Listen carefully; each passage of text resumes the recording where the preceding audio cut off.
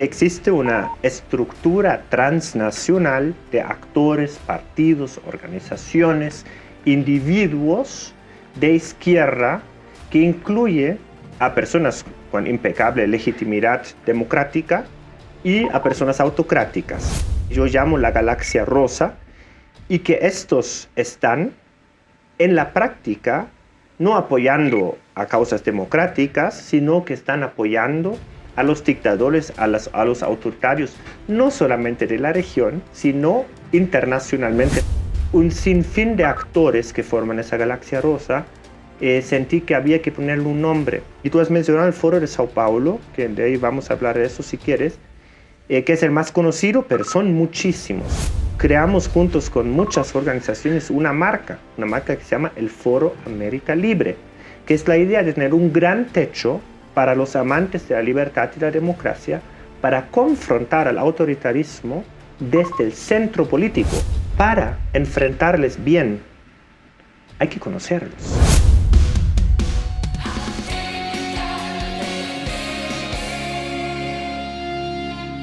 Familia Tipical, buenos días. Hoy es domingo, hoy es día de Platicando con. Y hoy tengo un invitado, de verdad, que es un honor tenerlo aquí en Atypical, porque es un gran escritor, un gran periodista, opiniólogo, es un experto en todo lo que es la política latinoamericana, es un experto también en lo que es Foro de Sao Paulo, Foro Puebla.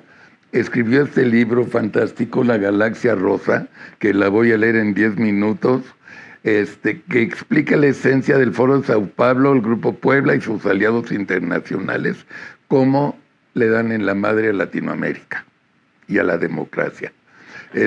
Sebastián Grünberger, ¿cómo estás? Bienvenido. Gracias, Carlos. Un gran gusto estar con ustedes. Ya me contaron de que eso era un ambiente muy lindo y supera mis expectativas. Es muy cordial, familiar, como tú has dicho. Sí, muy cordial. Todo es muy cordial. Lindo estar aquí y con gusto compartir. Me llama la atención, ¿por qué a alguien de Alemania le importa tanto Latinoamérica? Es una historia larga, ¿no? O sea, la primera vez que me fui a Latinoamérica yo tenía 13 años y caí en Ecuador porque mi padre, que tiene amigos allá, se fue y me llevó. Una cosa muy fácil, ¿no? Ya uno empieza a tener ciertos sentimientos y cierta amistad. Cierto. Y fue la primera vez que me subí a un avión, así que eso no lo voy a olvidar. En ese tiempo todavía se podía fumar en los aviones. Sí. Y nos tocaron espacios fumadores y mi padre hizo todo el arreglo para no parecer que niño, y bueno, ya se imagina. Sí. Así que pero desde ahí entonces, así cortando plátanos, viendo cómo se saca con el machete, como que me quedé cariño con Latinoamérica y después, bueno, más tarde se volvió un interés más intelectual, más vivencial. Estoy casado con una chilena. Mira, qué buena onda. Y viví muchos años en Latinoamérica y trabajé en Latinoamérica. ¿En qué parte? Lados. Estuve primero, en Chile, estuve en Ecuador, viví en Perú porque fui representante de una organización internacional, ahora estoy en Uruguay. Así que, he viajado por todo el continente, ¿no? Estuve en Nueva York trabajando también para América Latina en el Departamento de Asuntos Políticos de la ONU. Bueno. Qué bárbaro. Me llama la atención, me gusta. ¿Y qué haces ahorita en Montevideo? Soy representante de un programa que se llama Partidos Políticos y Democracia en América Latina de la Fundación Konrad Adenauer. ¡Ay, yo me acuerdo! Sí. Gran ser humano, Konrad Adenauer. Así es. Gran, pelo blanco. Me acuerdo perfecto de él. Y cuando él asumió, nadie pensó que va a ser un presidente viejo que va a hacer unos años de transición. Y como muy pocos marcaron todo lo que es, no solo Alemania, fíjate, sino Occidente en general, ¿no? Sí, es un gigante verdadero. Gigante, un monstruo. Sí, y cada día trabajando con una fundación con ese nombre es un honor y también es un placer. Pero también es como se dice, ¿no? Cuando te dan muchos talentos tienes que hacer algo con eso. Sí, ¿verdad? O sea, también, sí. Es responsabilidad. Esa es la palabra, sí. ¿no? A ver, Atypical TV es un canal de televisión de política para no políticos. ¿Okay? No le hablamos al círculo rojo, le hablamos al círculo verde. Nuestro objetivo es que se vayan a divertir, que se entretengan. Entonces, si aprendemos mucho de política, nos volvemos cada día un poquito más expertos, pero nuestro auditorio está compuesto por el 50% que odia a López Obrador y odia a Morena. El otro 50% lo adora. Somos el canal número 1 de televisión en internet de oposición.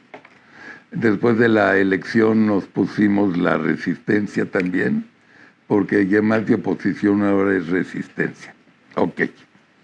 Y tenemos, gracias a Dios, 2.6 millones de suscriptores. En 3 años y medio que fundamos el canal, llevamos 2,000 millones de views. Estamos contentos. Felicidades. Gracias. Estamos generando algo muy objetivo, que es fomentar y luchar por la democracia. Ok. Se habla mucho del Foro de Sao Paulo, muchísimo, muchísimo. Se ha generado un mito alrededor del Foro de Sao Paulo. Se ha generado versiones que nada más no coinciden, porque en México ese foro también va el PRI, también va Movimiento Ciudadano, además de Morena. Morena no existía antes. Cuando el PRI ya iba, el PRI sigue teniendo su tendencia socialdemocrática. Morena todavía no entendemos de qué se trata mucho, porque hay facciones muy de izquierda y más facciones de derecha cuando aprueban el ejército en las calles y demás. Platícanos un poco antes del libro, o si quieres, el libro, ¿de qué se trata?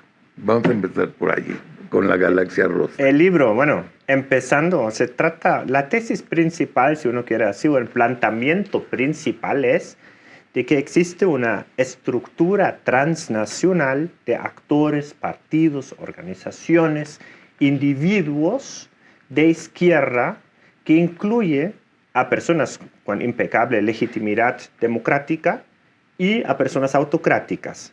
Y esta unión, esta estructura, yo llamo la Galaxia Rosa, y que estos están en la práctica no apoyando a causas democráticas, sino que están apoyando a los dictadores, a los autoritarios, no solamente de la región, sino internacionalmente más allá.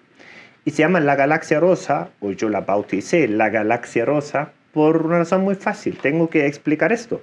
Porque rosa, porque la palabra rosa, que hace alusión a la marea rosa, que eran algunos gobiernos de izquierda que al inicio del milenio, bueno, ganaron, ¿no? Entre estos había democráticos, Michelle Bachelet en Chile, Claro. Los socialdemocráticos, Tabaré Claro. Vázquez en Uruguay, después Pepe Mujica. Bueno, nadie diría que son peligrosos, son de izquierda, pero son democráticos. Pero también Hugo Chávez, Rafael Correa, Evo Morales, que son autocráticos. Por lo cual, usar un término para todos estos implica una cierta ambigüedad en lo que es democrático. Y por eso la rosa apunta a esa ambigüedad.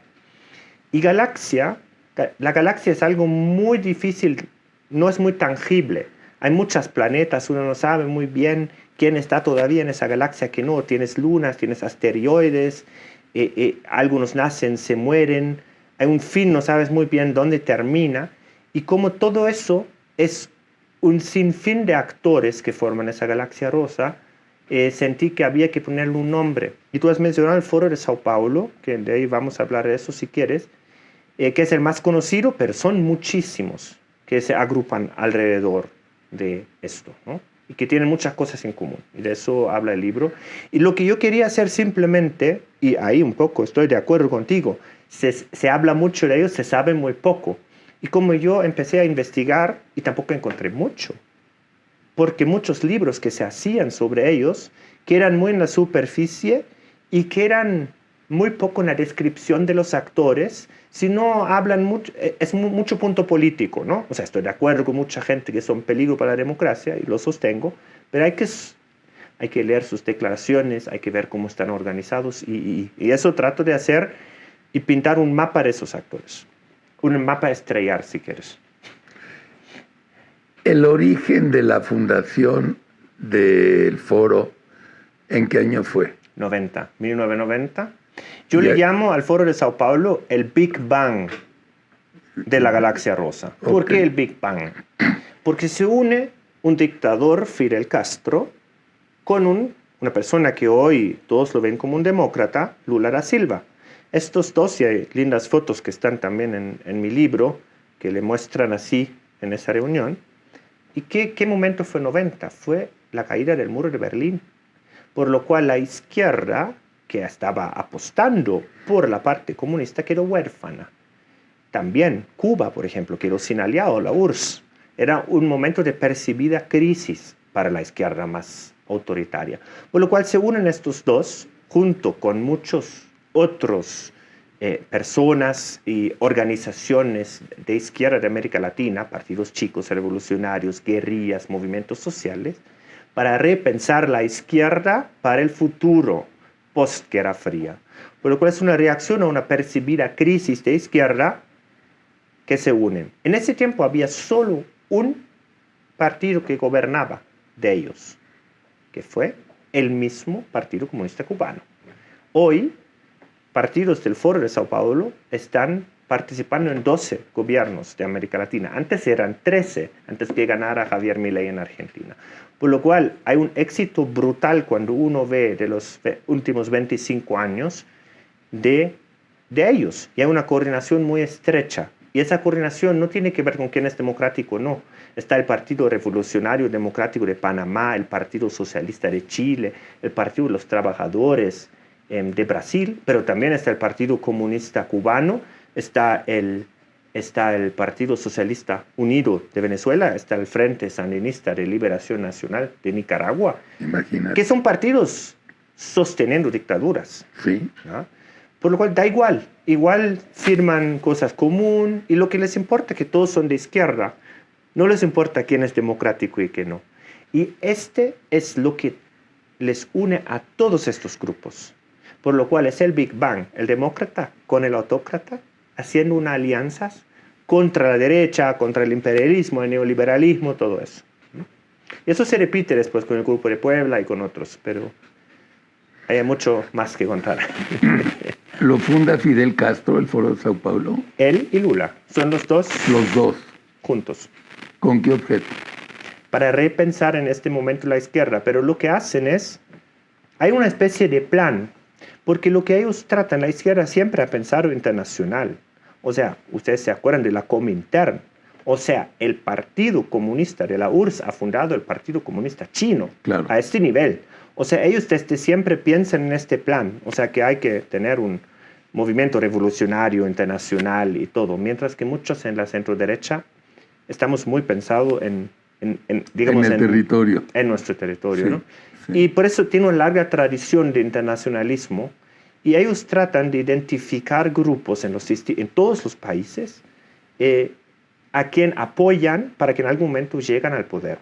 Y es algo muy interesante porque hay muchos guerrillas ahí, ¿no? Hay los FARC, pero por ejemplo me preguntan muchas veces ¿por qué esta cercanía de gente como Gustavo Petro con la causa palestina?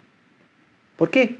Bueno, porque estaban en los mismos espacios, participando en estos encuentros donde las guerrillas, en ese caso la ULP, que fue observadora al Foro de Sao Paulo en su momento, estaba junto con los FARC y los distintos guerrilleros colombianos.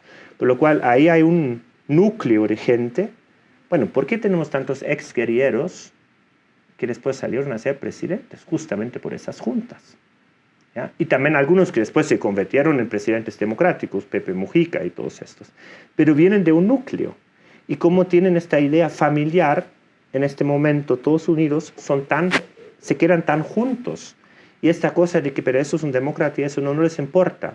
Porque se sienten como un grupo, como un espacio, como una familia que también se defiende. Y esa familia después se extiende, porque vienen todos estos otros grupos de izquierda que se forman alrededor del Foro de Sao Paulo. Pero a ver, hay algo que no me entra muy claro a la cabeza. Yo soy Fidel Castro, mucho gusto, soy dictador. Tú eres Luis Ignacio Lula, eres obrero. Ex candidato Sí, presidencial, y eres sindicalista. obrero como si fuera el obrero español. O sea, eres del sindicato de izquierda de los obreros, ok. Pero tú crees en la democracia, yo no. ¿Cómo se juntan y fundan? No, ahí para mí es el primer error de conversación. Ahí lo Un diste en el dictador que clavo. se una. Si supiera por qué lo hacen, es porque hay cosas que les son más importantes que la democracia. Porque para mí, como demócrata, yo puedo hablar, poner de acuerdo, todo, con otros demócratas. Pueden ser muy de izquierda, Exacto. pero si respetan la institucionalidad Claro, democrática, si claro. respetan, digamos, las leyes electorales. Bueno, en un Estado de Derecho, en una democracia, hay instituciones donde tú tienes todo el derecho a poner tus planteamientos absurdos también. Claro. Pero te voy a respetar. Pero dentro de la democracia todo, afuera nada, ¿no? Y estos justamente están con un pie adentro porque usan las estructuras democráticas para llegar al poder, pero no actúan dentro de estas estructuras como democráticos, sino de adentro empiezan a socavar el Estado de Derecho, las instituciones, a crear una revolución social acusando a los viejos estados. Eso fue todo antes, la partidocracia, los mismos de siempre. Y entonces, cuando están suficientemente, digamos, deslegitimados, a veces también de la agitación social. Claro. No, o sea, en Cuba gritan vendepatrias y esas cosas, ¿no? Entonces viene el golpe redentor. ¿Y qué es el golpe redentor? Es una refundación. Y la refundación siempre transfiere el sistema que conocían en otro, que es uno que va a sus términos.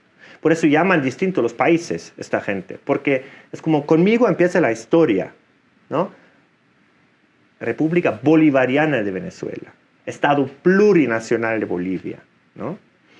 Y eso es típico, no siempre les funciona, porque hay mucha resistencia democrática, pero digamos, hay una técnica, hay una especie de manual, una especie de plan que usan estos grupos para entrar vía democracia, pero después de socavar y destruir la democracia por dentro, mantenerse en el poder, porque eso es lo más importante, nunca más entregarlo, y convertir esto en espacios autocráticos, aunque no lo admiten, siempre dicen que son democráticos. Ok.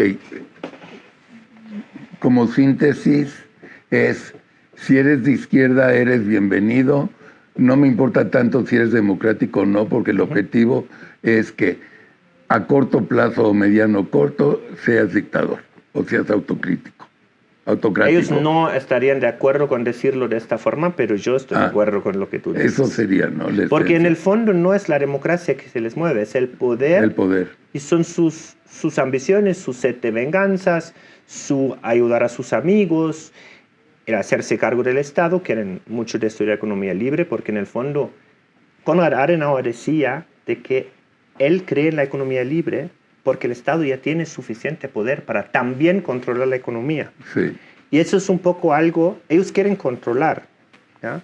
Por eso redefinen también la palabra democracia. Ellos dicen, fustigan, nosotros creemos en algo que es democracia liberal. Eso es lo que creemos, ¿no? Una democracia que da garantías de libertad. Claro. ¿Ya? De participación, de todo índole. Pero ellos no creen en esto. Ellos dicen que hay que transitar hacia democracias más radicales, porque según ellos el neoliberalismo y las democracias no son compatibles. Y por eso dicen no hay democracia mientras que hay gente que explota. Por eso tenemos que hacer otro sistema en el cual nosotros nos hacemos cargo de que todo eso es justo, que controlamos lo que hay que controlar y que después, bueno, tenemos partidos únicos, lo que sea, y por ahí los ciudadanos pueden empezar a participar, pero a nuestros términos, no a los de una democracia liberal y competitiva. Vamos a llegar a México. Es evidente que todo el objetivo de López Obrador desde antes era llegar a un autocomportamiento de acuerdo a las normas del Foro de Sao Paulo. está visto, lo estamos viendo. Hoy hubo una elección de Estado apabullante, se habla hasta inclusive de un fraude que no creo, pero un dominio total del Estado. Llegamos inclusive a lo que tanto los mexicanos luchamos en la democracia, acabar con el régimen de partido. No queríamos. Y ahora resulta que Morena al día de hoy es un partido del poder. Y regresamos a la partidocracia, que tanto odiaba López Obrador. Estamos viendo, ya con este comportamiento imbécil de López Obrador y de Claudia Sheinbaum en no invitar al rey, ya estamos viendo la realidad de hacia dónde quieren dirigir. Ok, si estuviéramos en Venezuela, te lo compro. Si estuviéramos en Nicaragua, que es irrelevante, te lo compro. Pero resulta que nos divide un río chiquitito, casi seco, que se llama el río Bravo, que en 2 pasos estás en Estados Unidos. Somos el socio más importante en el mundo con Estados Unidos. Somos el número 1. Ya desbancamos a China. Tenemos el tratado de comercio más grande en todo el mundo. El más grande. El tratado tiene algunas leyes que ya están rompiendo y corrompiendo la Constitución, lo cual te lleva de la mano a destruir los acuerdos de libre comercio. México sin un tratado de libre comercio va a dejar de... Bueno, va a ser lo más miserable que nos pudiera pasar. Entonces, yo leo el foro de Sao Paulo, leo el foro de Puebla, que ahorita hablamos de lo que sucedió en Puebla, hace 4 años creo que fue, ¿no? Más o menos. Vemos, ahorita hablamos de Puebla, pero México no, con todos estos antecedentes que te platiqué, Sebastián, no es el mismo modelo que Brasil. No. ¿Qué visión tienes? Es un muy buen punto que pones ahí. Ya has dicho muchas cosas, podría meterme en muchas de las cosas que has dicho. Una cosa, tú has mencionado la palabra partido y la palabra democracia. Todos usan ambos, sean democráticos o no. Claro. Todos dicen ser democráticos. Y los chinos también dicen que es una democracia. Y los rusos, Putin también tiene un partido, claro, de que obviamente es simplemente un vehículo de su poder absoluto. Los cubanos también tienen el Partido Comunista. Pero de compartir, ¿cómo se dice? El Partido Comunista Cubano o Partido Comunista Chino con un partido como el Partido Nacional de Uruguay o la CDU alemana, claro, es comparar dos cosas que no tienen nada que ver. Tienes razón. Porque uno es igual al Estado y no tiene competencia. Los que militamos en partidos, o sea, yo aparte milito en la CDU en Alemania, ¿no? Que es un partido moderno de centro derecha, perdemos elecciones y tenemos que irnos de gobiernos. Después tratamos de volver a ganarlas. Gracias a Dios, nuestros opositores respetan la institucionalidad democrática. Eso se llama democracia. Claro, eso se llama democracia y eso es maravilloso. Por lo cual ellos son un partido, nosotros somos un partido, pero jugamos en la misma cancha. Claro. El Partido Comunista de Cuba... Y con los mismos jugadores. Claro, cuando me dice el Partido Comunista Chino que tengo un diálogo entre partidos, no tiene nada que ver. O peor, entre partidos de gobierno. ¿Me entiendes? Claro. O sea que... 100%. Que son vehículos porque engañan a la ciudadanía de que son democracias, que son partidos, cuando todas las características que tienen que tener no lo cumplen. ¿Ya? Porque son menos vehículos de poder, ¿no? Y lo otro es que les unen ciertos valores, que son sus valores, a todos ellos. Y uno de ellos es estar anti-Estados Unidos y anti el llamado neoliberalismo. Sí, es fantástico, el enemigo fantástico. Eso funciona muy bien. Hasta sí es un régimen como Irán, que está destruyendo a todos los derechos de las mujeres. Les vale también como aliado, porque es anti-Estados Unidos Y eso es moralmente bueno. O sea, ellos ven, lo más importante es luchar contra el imperialismo y el neoliberalismo, y Estados Unidos es mucho más importante que si algo es democrático o no. ¿Ya? Ellos sienten que tienen una superioridad moral con esas cosas, ¿no? Algunos lo creen de verdad y otros simplemente surfean porque quieren el poder, ¿no? O el dinero o lo que sea. Y entonces el entorno mexicano, ante lo que te platiqué de la sociedad que tenemos con Canadá y con Estados Unidos, somos el número 1. ¿Cómo funciona? Porque ahorita, a pesar de ser socios y demás, vamos directitos, ya seguro, a un estado autoritario. Ya, es una realidad. Pero es obvio de que va a haber problemas con Estados Unidos, Sí. porque Estados Unidos tiene, dentro de todos sus problemas que tiene, no los niego en absoluto, pero tiene ciertas garantías de Estado de Derecho, tiene licitaciones públicas, por ejemplo, ¿ya? Tiene una justicia independiente, por lo cual cuando ellos operan en otro espacio exigen ciertas garantías, que obviamente un gobierno que no las respeta no les va a dar. Claro. ¿Ya? Por lo cual hay un conflicto de intereses directamente, ¿no? Y esto es evidente, y quieren de que Estados Unidos, porque hay también, hay un punto que ya no es racional, hay un tema que es irracional, que es emotivo. O sea, ¿cómo uno puede defender a la dictadura cubana, básicamente decir que esa es una dictadura buena, que los presos políticos eso es bueno de que lo hacen porque se tiene que hacer respetar contra el imperialismo, y al otro lado hay dictaduras malas que son todos los de derecha? Es absurdo. Nadie critica a Cuba de ellos, nunca. O sea, cuando yo digo que soy un demócrata, yo critico todas las transgresiones de todos los lados, por lo cual mi aliado es el demócrata, también el de la izquierda, no es el autoritario de derecha. No es... Pero ellos no lo ven así. Ellos no lo ven así. Pero de que esos gobiernos entran en una situación difícil con Estados Unidos es evidente en su ideología. No existe ninguno de ellos que están con Estados Unidos. Es parte del declive democrático de partidos en países gobernados con la izquierda de empezar a pelear con Estados Unidos. ¿Tú estás viendo un declive democrático en Latinoamérica o un aumento democrático? No es que lo veo, hay un declive democrático. Hay. ¿Por qué? Vemos y eso es el punto también que estoy haciendo en este libro. Existen encuestas, el Latino Barómetro, o sea, la POP, existe The Economist, Intelligence Unit, que miden la valoración de la gente a la democracia en América Latina. Y no solo en América Latina, sino en todo el mundo. Miren, según parámetros, cómo está la salud democrática, independencia de justicia, libertad de prensa y todo eso. Y estos hacen rankings. Y según The Economist, ninguna región en el mundo ha perdido tanta calidad democrática en los últimos 20 años como América Latina. Es decir, todavía es mucho más democrático que Asia o África, sí.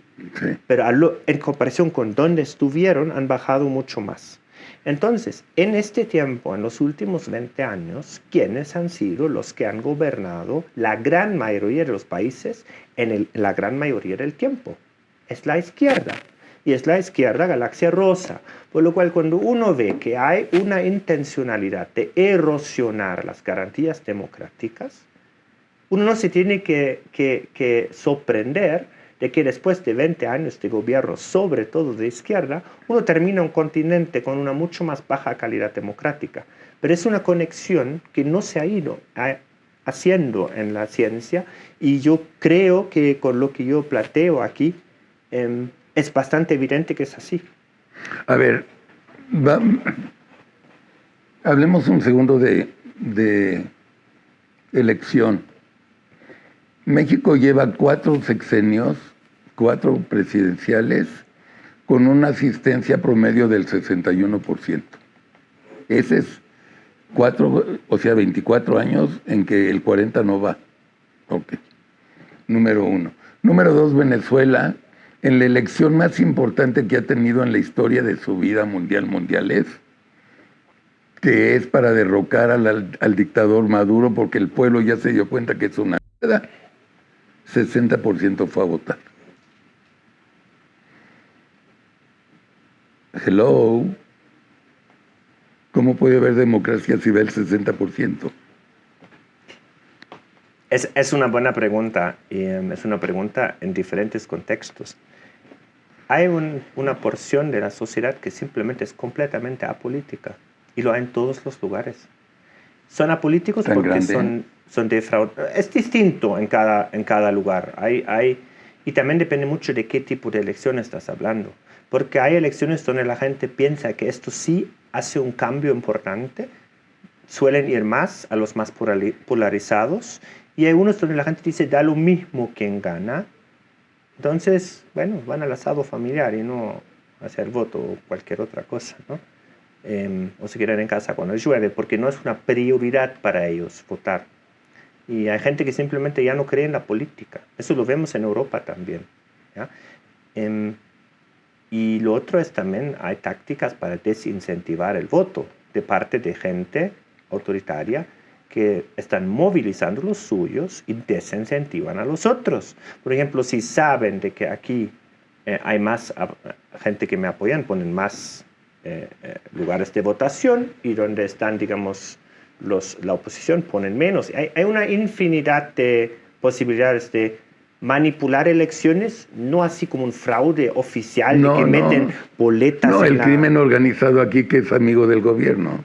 Claro, o el crimen organizado simplemente de alguna forma crea terror y la gente ya no se siente libre a salir. Exacto. O sea, todas esas cosas son cosas que ocurren en la realidad, y que son a veces difíciles de comprobar también, ¿no? O sea, que uno lo sabe porque uno lo vive. Claro. Pero es como ya, para un académico, como ya, eso no lo puedo escribir, me dicen, ¿dónde pasó esto, no? Pero son cosas que ocurren, claramente, ocurren. ¿Vamos a seguir defendiendo en Latinoamérica con la democracia? ¿Tú crees? Yo creo que es nuestro momento de decidir eso, los que somos ciudadanos, porque no es algo que algo pasa arriba, en alguna cúpula que llaman el círculo rojo, y no nos corresponde. O sea, nosotros tenemos responsabilidad para nuestra democracia. Y creo que lo fundamental es estar... Sí. No, pero nosotros... preguntas a quién está peleando para que así no sea. ¿Me entiendes? Claro. Si yo creyera de que vamos a seguir ganando, que va a seguir pasando eso, ¿para qué luchamos? O sea, ese libro es una parte que llama la atención a muchas personas bien intencionadas, también de la izquierda, que leen eso y ven, pero no puedo apoyar partidos que están en estos grupos, porque van contra lo que más necesito, la libertad y la democracia. Y somos aliados también, los que somos más de centro-derecha, con esta izquierda democrática. Ojalá que pueda haber esa alianza, y ojalá que podamos juntos señalar cuando hay fraudes electorales, señalar cuando hay violaciones a los derechos humanos, del signo que sea, de no ir a La Habana casi con un romanticismo absurdo. Y por eso creamos juntos con muchas organizaciones una marca que se llama el Foro América Libre, que es la idea de tener un gran techo para los amantes de la libertad y la democracia, para confrontar al autoritarismo desde el centro político, no desde la extrema derecha, desde el centro político.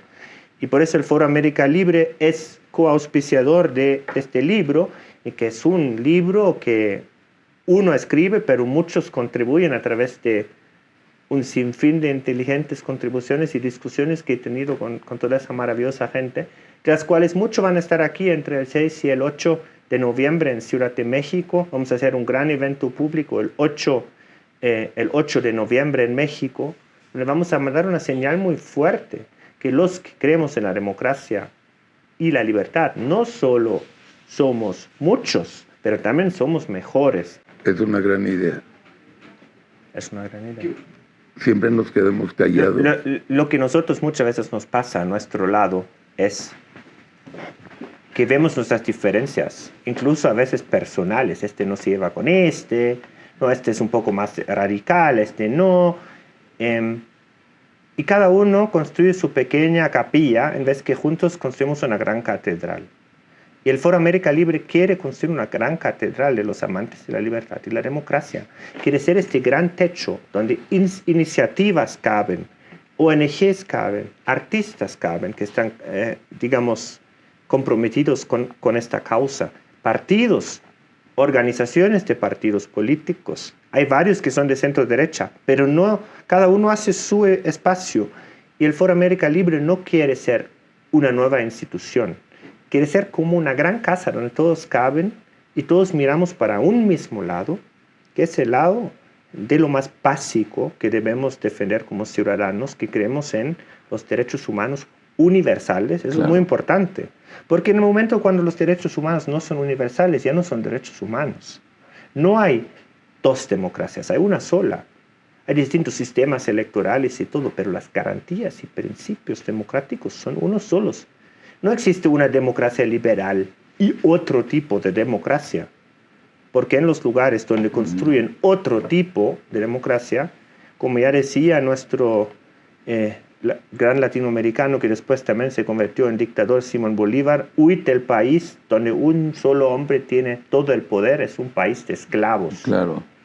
¿No? Dijo y después se convirtió en este uno que tiene el poder. Y eso muchas veces pasa, porque el poder corrompe. Por esto necesitamos la institucionalidad. Aquí yo conozco a uno que se acaba de ir hace 5 días, no hace 10 días. Un asqueroso presidente hipócrita, mentiroso. Un presidente que engañó, que mintió, y tiene con la boca abierta a toda la gente humilde y más fregada, porque les daba dádivas, en lugar de darles cosas para trabajar, aprender y mejorar. Y lo mismo esta presidenta ahora, Claudia Sheinbaum, está haciendo lo mismo, dádivas, dádivas, dádivas, con el objetivo de mantener el poder y no desarrollar al país. Eso es lo que pasa con ella. Entonces, por favor, inscribe a Typical TV a esta organización, porque somos unos pensadores y defensores de la democracia y de la libertad gigantesca. Pero puedes poner tu logo también. Sí. Estamos buscando aliados, medios. Mira, porque eso voy. Ellos actúan todos unidos. Actúan como una galaxia rosa, como un actor. Tienen un sentido corporativo del poder brutal. Tocas a uno, tocas a todos. Claro. Pero nosotros no tenemos esa unidad. Frente a la unidad autocrática, necesitamos la unidad democrática. Así es. Y esa tratamos juntos con todos estos aliados que tenemos las instituciones de construir. Y la Fundación Konrad Adenauer, de la cual soy representante, es uno entre muchos de estos grupos que más encima tenemos una larga trayectoria democrática.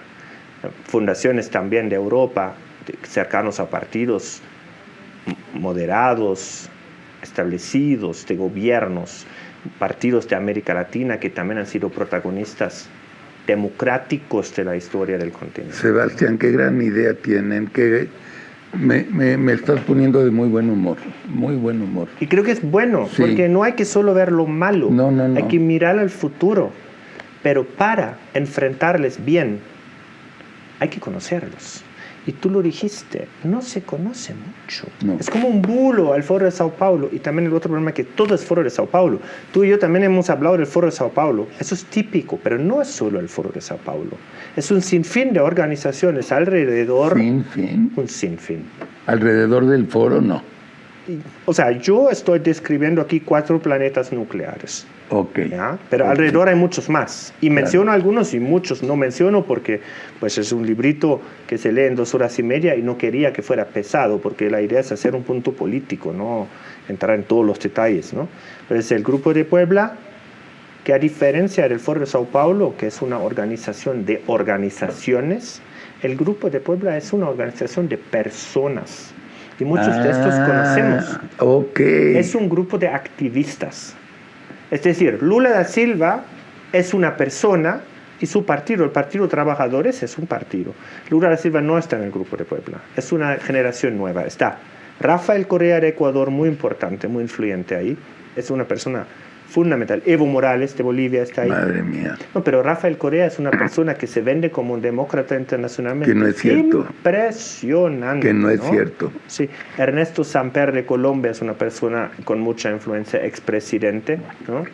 Y bueno, muchos otros personajes más. Álvaro García Linera, ex vicepresidente de Bolivia, que es un poco un intelectual de ellos, con una cruda mezcla. También personas mexicanas están ahí, tú Sí. lo conoces mejor que yo. Por lo cual, y ellos denuncian mucho el supuesto lawfare. ¿Has escuchado hablar del lawfare? No. El lawfare es una invención de ellos, es una mezcla entre law, que es ley, y warfare, ¿no? Que es arte de guerra. Sí. Y ellos lo definen y lo escriben en libros como una persecución jurídica de líderes progresistas. ¿Quiénes son los líderes progresistas? Ellos mismos, Cristina Fernández de Kirchner, Rafael Correa, ¿no? Todos ellos, Pedro Castillo. Puros animales. Pero no es lawfare lo que hicieron con María Corina Machado en Venezuela. No es lawfare. Los presos que están en los calabozos cubanos por simplemente opinar. No es lawfare. Los desterrados nicaragüenses al cual le quitan su pasaporte, su nacionalidad. Todo eso no es lawfare. Pero sí lawfare es de toda esta gente que vive bastante bien todavía, que de alguna forma están en conflicto con la justicia, ¿no? El caso de Jorge Glass es un caso que también aquí en México ha tenido mucha prominencia porque se refugió.